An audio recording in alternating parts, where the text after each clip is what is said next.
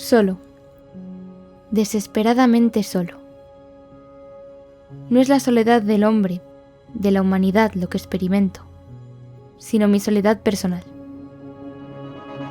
De hombre que siempre ha estado solo, separado de los demás por landas de silencio, de miedo, de rencor, de vacío, de dolor, de odio, de desprecio.